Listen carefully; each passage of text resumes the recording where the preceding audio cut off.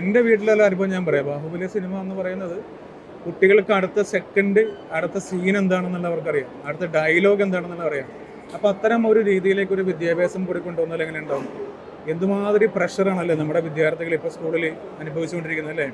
പാരൻസിൻ്റെ ഭാഗത്ത് നിന്ന്, പിന്നെ സ്കൂളുകാരുടെ ഭാഗത്ത് നിന്ന് ഒരു ഇഷ്ടം പോലെ പ്രഷർ നമുക്ക് പോലും താങ്ങാൻ പറ്റില്ല. നമ്മൾ ഇത്രയും മെച്യൂർഡായിട്ടുള്ള ആ പ്രായത്തിൽ നമുക്ക് പോലും സാധിക്കുന്നൊരു കാര്യമല്ല അത്രയും പ്രഷർ താങ്ങുക എന്ന് പറയുന്നത്.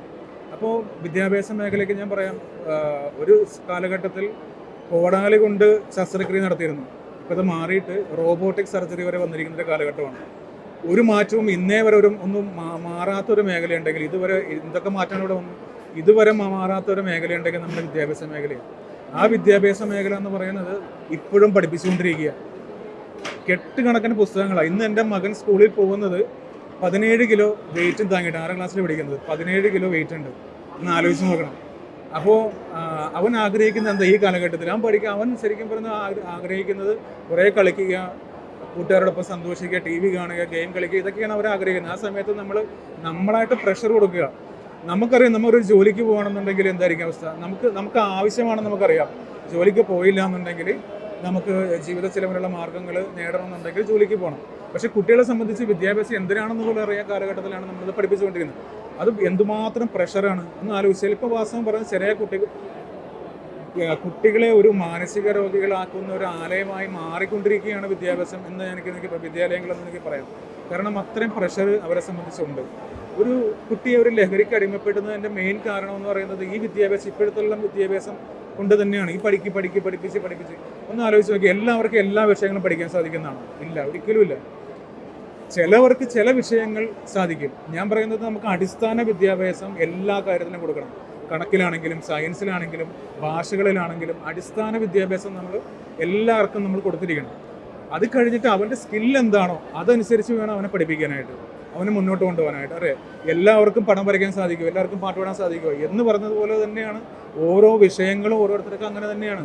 അപ്പോൾ അതിൽ താല്പര്യം എന്താണോ അത് കണ്ടെത്തിയിട്ട് അവരെ സ്കിൽ ചെയ്യിപ്പിക്കുക. നമ്മുടെ വിദേശങ്ങളിലെ പല രാജ്യങ്ങളിലാണെങ്കിലും ഈ ഒരു സമ്പ്രദായം കൊണ്ടുവരുന്നുണ്ട്. നമ്മളിപ്പോഴും അതിനെക്കുറിച്ച് ആലോചിച്ചിട്ട് പോലും ഇല്ലെന്ന് എനിക്ക് തോന്നുന്നു.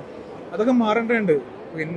പിന്നെ അപ്പോൾ അങ്ങനെ ഒരു സാഹചര്യത്തിൽ ഒരു വിനോദത്തിലൂടെ വിജ്ഞാനത്തിലേക്ക് എന്ന ഒരു ആശയമാണ് ഞങ്ങൾ ഉദ്ദേശിക്കുന്നത്. അപ്പോൾ അതുകൊണ്ട് മുകളിൽ നിന്ന് തുടങ്ങാം, ആദ്യം പ്രപഞ്ചത്തിൽ നിന്ന് തുടങ്ങാം എന്ന് തുടങ്ങിയിട്ട് യൂണിവേഴ്സിലാണ് ഇപ്പോൾ നമ്മൾ ചെയ്തിരിക്കുന്നത്. യൂണിവേഴ്സും നമ്മുടെ സോളാർ സിസ്റ്റമാണ് ഇപ്പോൾ ചെയ്തിരിക്കുന്നത്. അപ്പോൾ ഇത്തരം വീഡിയോസൊക്കെ നമ്മൾ ഒരുപാട് യൂട്യൂബ് കണ്ടൻറ്റായിട്ടും വീഡിയോകളിലൊക്കെ കാണാൻ സാധിക്കുന്നതാണ്.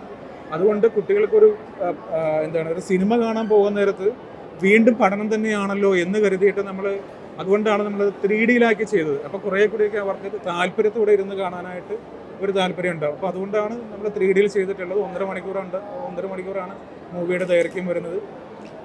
ഇതാണ് എനിക്ക് സിനിമയെക്കുറിച്ച് പറയാനുള്ളത്. പുസ്തകം വായിച്ചുള്ള ആ ഒരു സമ്പ്രദായം മാറ്റേണ്ടതുണ്ട്. മാറിയിട്ട് ഇത്തരം സിനിമകളിലൂടെ കുട്ടികളെ പഠിപ്പിക്കാൻ വേണ്ടി നോക്കുക.